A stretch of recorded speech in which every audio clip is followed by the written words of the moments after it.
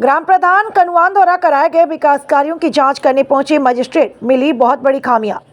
ग्राम प्रधान के छोटे भाई भूमाफिया उपेंद्र नाथ राय उर्फ टम्पू को डीएम गाजीपुर ने दी प्रशस्ति पत्र। खबर गाजीपुर जनपद के भावरकोल थाना क्षेत्र अंतर्गत कनुआन गांव की, जहां सन 2021 में झोला छाप पशु चिकित्सक से प्रधान पद पर चयनित हुए जितेंद्र नाथ राय के छोटे भाई भूमाफिया उपेंद्र नाथ राय उर्फ टम्पू द्वारा गांव में विकास कराने की जगह पूरे गांव को भ्रष्टाचार में लिप्त कर दिया।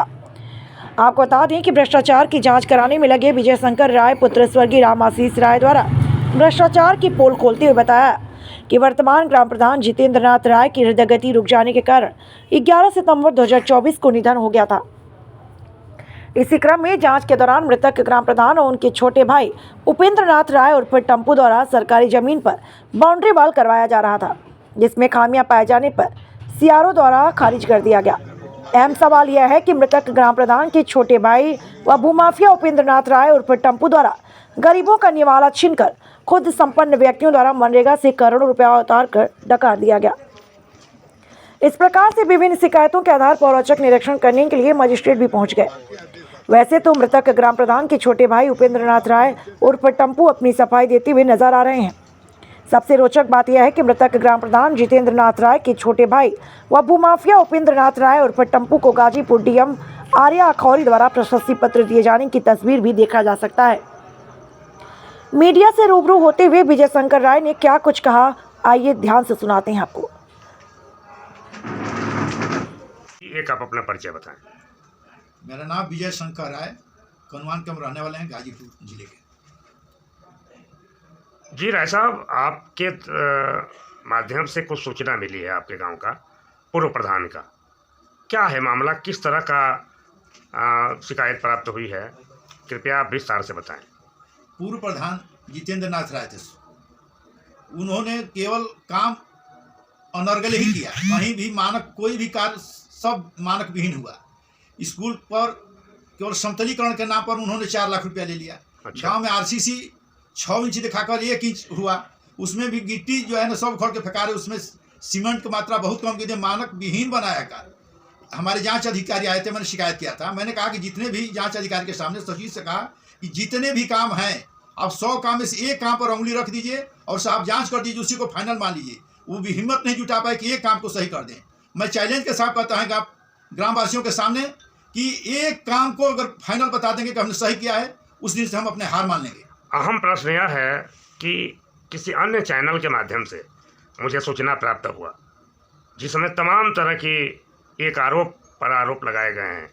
किस तरह का आरोप है और उस आरोप को किस तरह से खारिज करेंगे आप? आरोप अनर्गल लगा है। पंचायत भवन पूर्व प्रधान नीलम राय ने बनवाया। वो गरीब जानता, वहाँ राजभर बस्ती रहती है हमारे गांव की। राजभरों को रहने के लिए, उनके बारात के लिए कोई जगह नहीं था।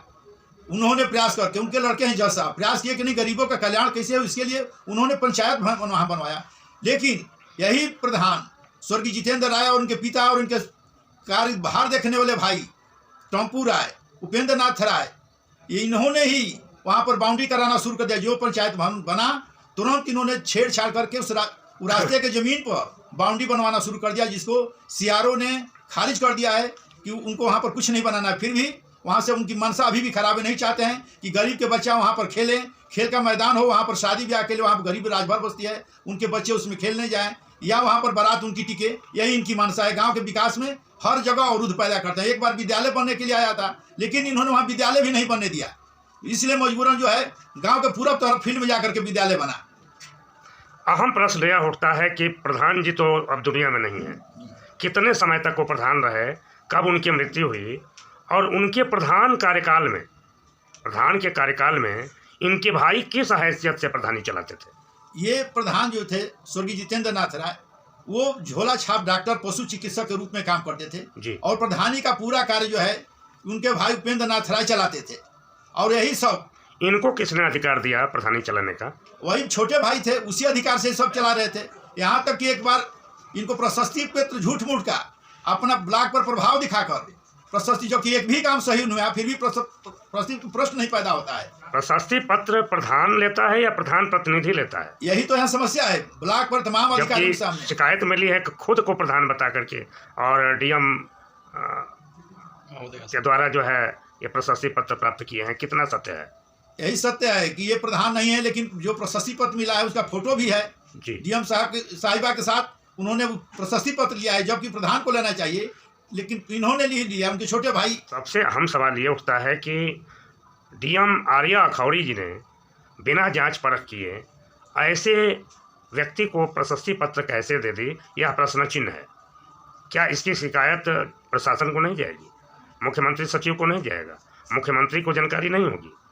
असल में ब्लॉक स्तर पर उपेंद्र नाथ राय का इतना प्रभाव था। किस प्रकार का प्रभाव उपेंद्र नाथ राय? ब्लॉक पर जाना आना, रोज उठना बैठना। असल इसका मतलब कि ब्लॉक पर दलाली करते हैं? हाँ, हर काम में लिप्त रहते हैं।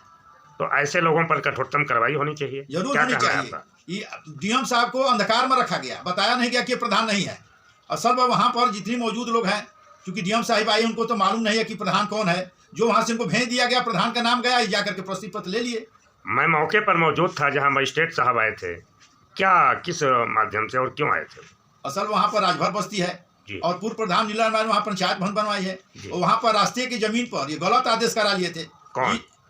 जितेंद्र नाथ राय के पिताजी। अच्छा। जितेंद्र नाथ के पिताजी, इनके दादा का नाम मन गलती से लोग लेखपाल के द्वारा मिलकर रास्ते के जमीन को इन्होंने ग्राम समाज की जमीन देखा पट्टा करा लिया फर्जी तरीके से।